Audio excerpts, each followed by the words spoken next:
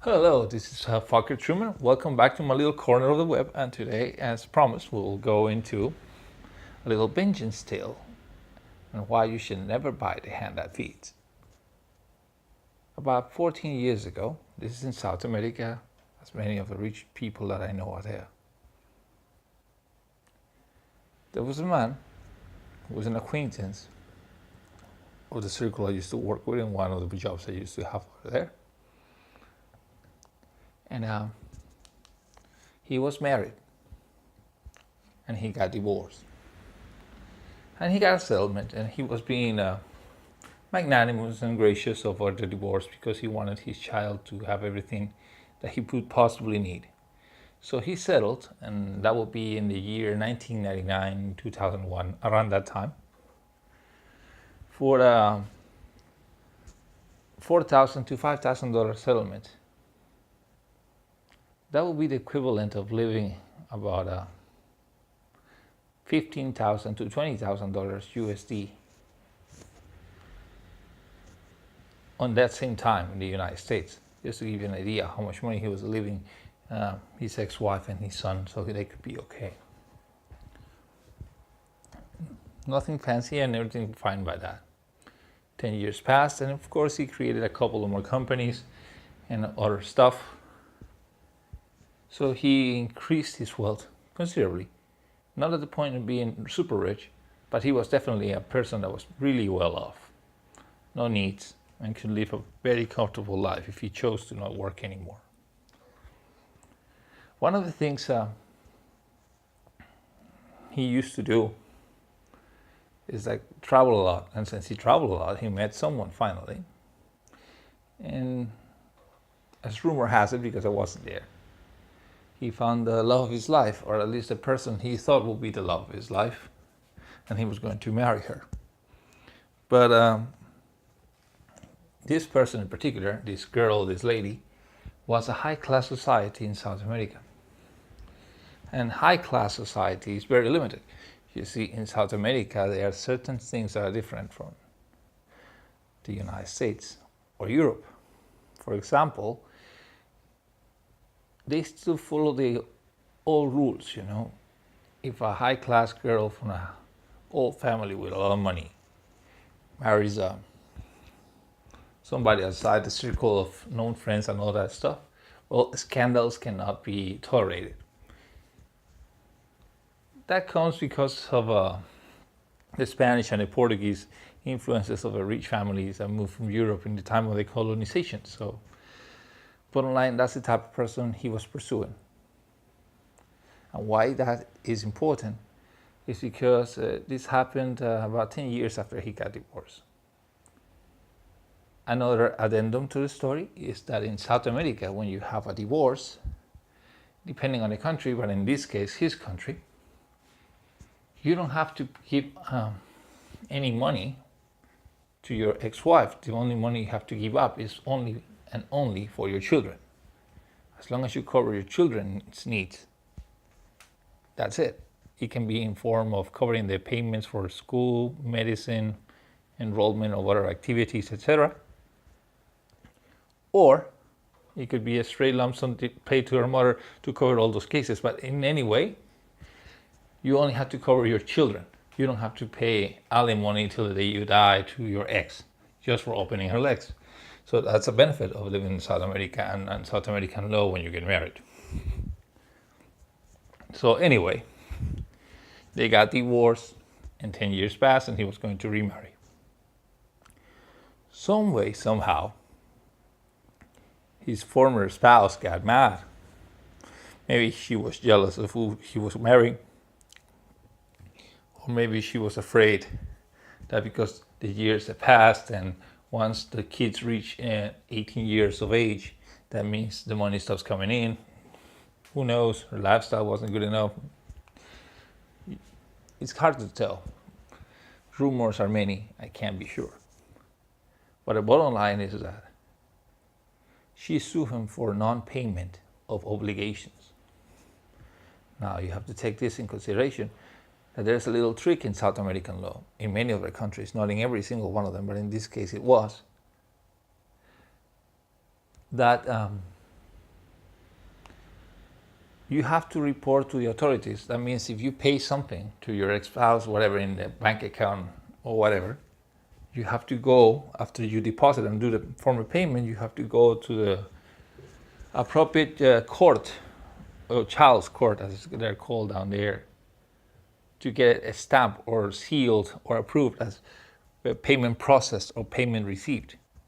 If you don't get that seal or that approval, it doesn't fly. It's like even if you deposit $1 million into somebody's account, if it's not registered in the proper documentation, it doesn't matter. Of course, if you go to trial, it's a technicality.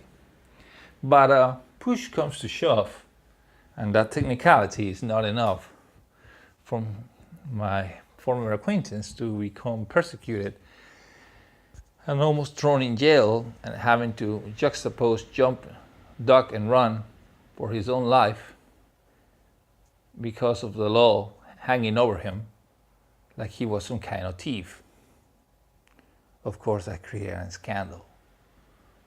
And obviously, that screwed up his future marriage to a renowned and highly known family in South America with a lot of money and connections. So that was not allowed. So it fell through. The marriage didn't happen. His spouse fucked him over. Yeah, there I said it. Yeah, harsh but true. So this acquaintance decides to disappear. He just disappears.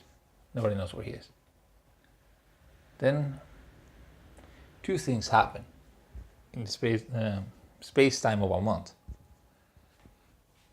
Somebody had, without forcing any locks or anything, found its way, or his or her way, into the house of his former spouse, the acquaintance ex.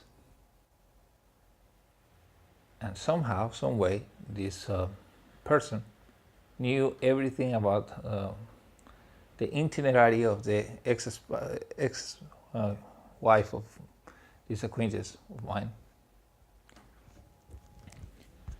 And for some reason, his son wasn't there because it was with his grandpa or grandma. They were traveling or something like that. Not quite sure about that part. The important part is that the son wasn't there. She came back home.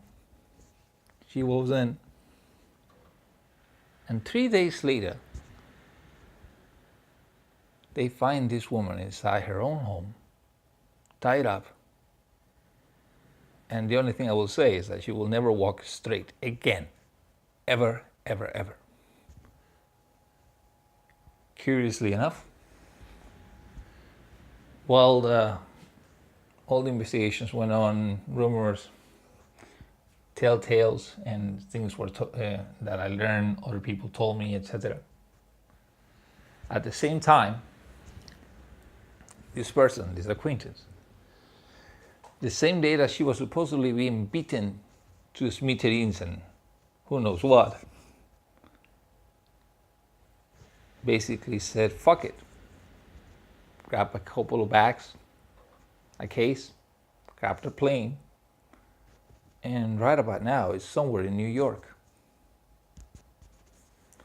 drinking probably a glass of wine, if I know him correctly, celebrating the day that he basically got away with it as vengeance to what it was done to him, because it screwed his future.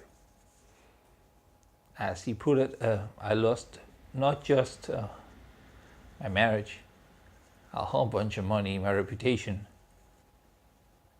and my businesses, because of the implication that it meant not being able to fulfill my obligations to the family he was going to enter into or marry into, and he couldn't screw it up. And his ex-wife knew it, and she screwed him over. And he knew it because it was explained to a friend of mine that was what he said. Anyway, he's sitting there in New York right now. And about these days, probably is the anniversary of that event. Drinking a cup of wine, and yes, He sacrificed his son, but he got even. Was that a bit excessive? I don't know. Will his son suffer? Most certainly. Because probabilities are that his son will never see his father again, and who knows what he believes or what he was told. It's very, very complex, very, very hard. And we're talking about a guy that looks like Snowden, glasses, spiky hair, goofy looking, that will never hurt a fly. But hey, a woman ticked the guy a little far. A little far is just an expression that they use in South America where they don't speak proper English. I always found it funny. But yeah, he was pushed too far and he exploded. So what do you guys think? Is it even? Is it fair? Of course it's not lawful. Of course it's a little bit over the top. But it is what it is. Human nature. You should never bite the hand that feeds. Anyway, please like, subscribe, comment, share. I'm not approving of any of this, but it's easy to not sympathize with a woman after what happened to her. It's like, I don't approve what happened, but it's just, why do you have to screw somebody that sets you up for life with a lot of money just because he's going to get married to another woman?